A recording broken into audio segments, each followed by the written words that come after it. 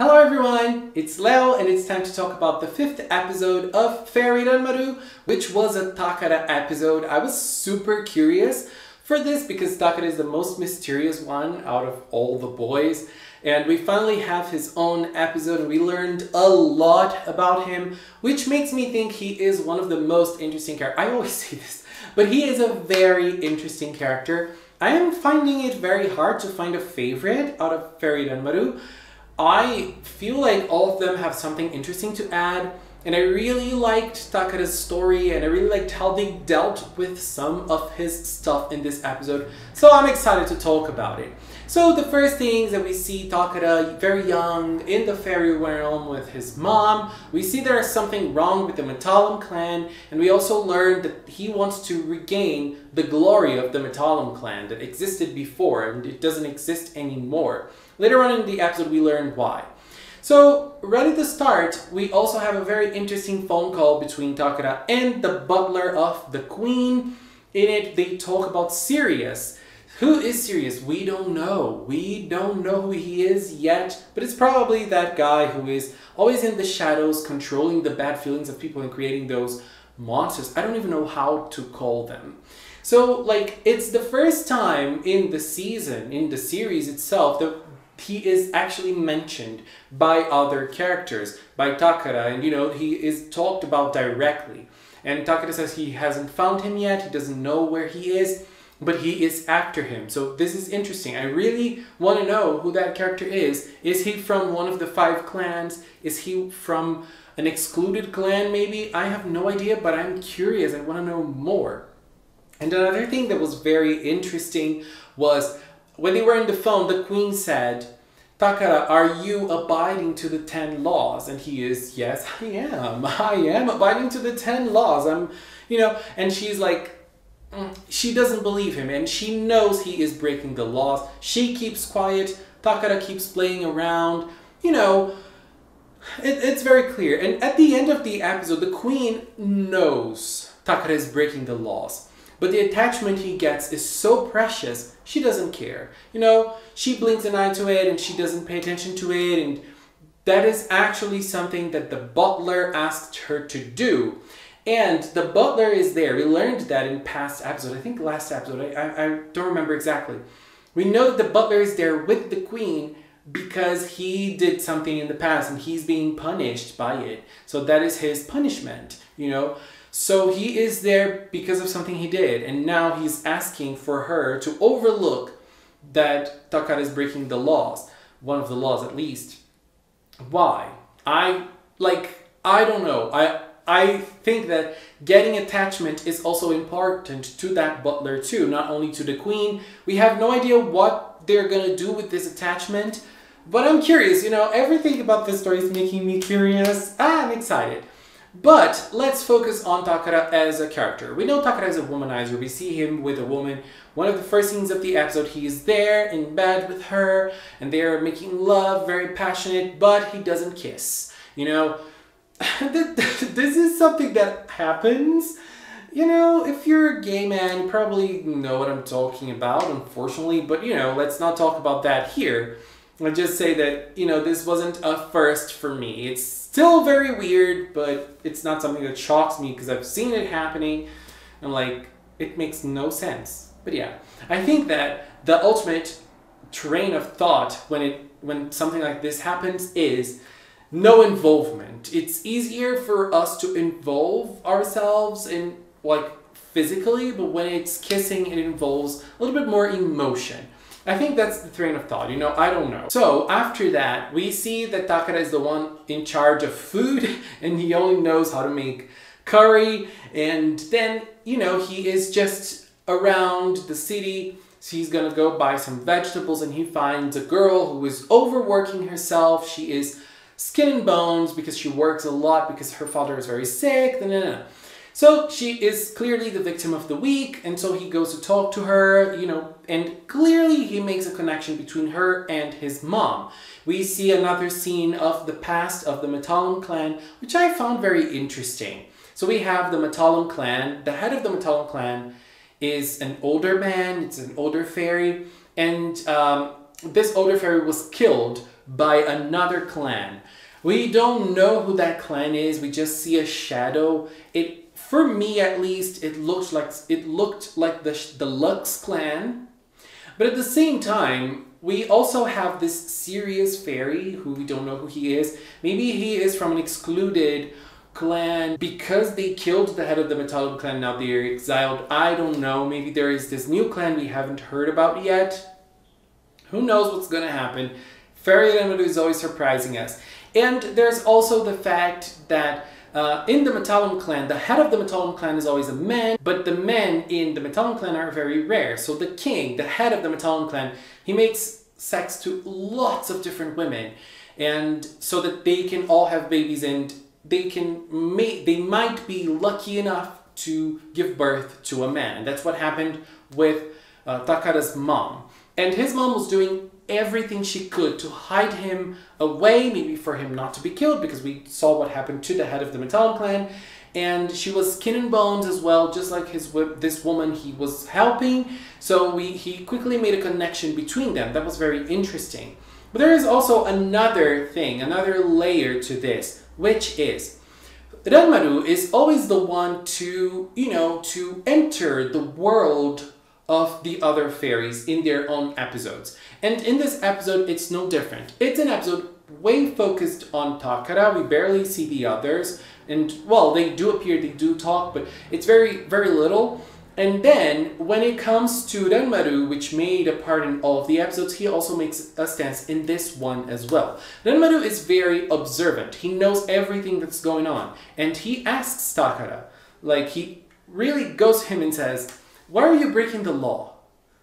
Why are you having sex? Like, we can't. You are doing this. Why? And Takara's like, what are you talking about? And then Takara gets to explain this story about the Metallum clan. And I feel like this is an example of why Takara feels like, those intimate relationships aren't really intimate. It's something that you just do. And it seems that, at least to me, that Takara does it to pass the time, to have fun and to feel pleasure. Ranmaru asked him if there isn't an emotional involvement in those acts, and he says there is none. And then after that, Ranmaru really, I feel like Ranmaru can really see, something that is behind their soul. And even though Ranmaru knows, Takara really stops him and says, no. I'm not going to share my feelings with you.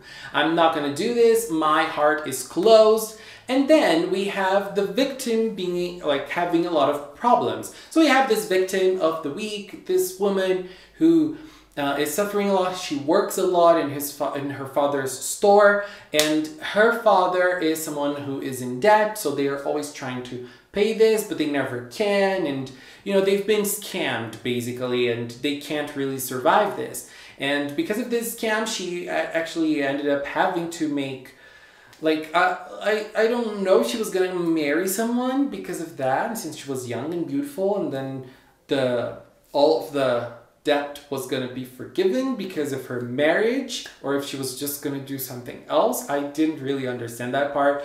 But what matters is Ruiz, who's this girl, she meets with Takara and she asks him to have sex with her, which is something that is normal for him. It's normal for him. It's something that doesn't really involve feelings, and he doesn't want to do that with her, and he tells her, this is something you have to do with someone you feel special about.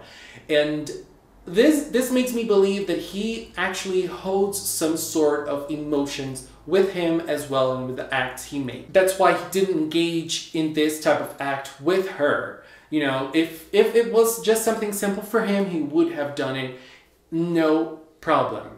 But he used that moment to transform, because evil guy was turned into a monster, and so Takara fought. So Takara transformed. His transformation, I feel like it got a lot of impact, lots of thunders and scenes, and it was interesting in this aspect, but I didn't really like his transformation as much as the others. On the other hand, we have his song, which is probably the most interesting one so far. It's a song about money. I really liked it, very interesting, but like, I feel like everything that was done for Takara in terms of the song and in the fight was to create this duality. So in the song, he basically says, money makes the world go round. It's basically the message of the song. But when we get to the fight, this is what the guy is saying, the evil guy is saying. You know, the guy who was turned into a monster is saying. And he just says, it's not like that. You can change your destiny. You can really get your life and change it if you want to. So what he's saying is that money is not everything. You can change your world based on your feelings. So I feel like there is this duality in Takara's character, which I found very interesting. The fight itself was super boring, probably the most boring one so far. The way Takara fights is very uninspiring, and I don't like it, and I didn't like anything basically. Even though the visuals were on point, I really enjoyed the visuals, I just didn't like the way he fights. I don't know, but I really love his design. I love when he licks his lips, when he's transformed. Oh my god, I love that. I love that so much. So after this, we have some interesting moments. We have the queen, you know, actually acknowledging that Takara doesn't follow the rules, but she is not going to pay attention to that. She's not going to do anything about it. I love this. And we also have the interaction between him and the other characters. He basically gets a call. The other characters are all eating curry. They're very tired of eating curry, but that's the only thing that he knows how to make. And he takes a call, and it's clear that he's gonna go meet a woman, and we know what he's gonna do. And the others are like, aren't you gonna stop that? And he's like, bye bye guys, don't forget to follow the rules. I love, he is so sarcastic. I love him so much. Like, he's so sarcastic to the other guys. I love this. I don't even know what to say. I don't even know what to say. So I think that there is another question that I want answered. I mean, I want to know who killed the head of the Matalam clan, which clan did it, but I also want to know how the Matalam clan got back, because they now exist in the fairy realm. They now, like, it seems that they're not in their former glory, but they exist because we have a head of the Matalam clan.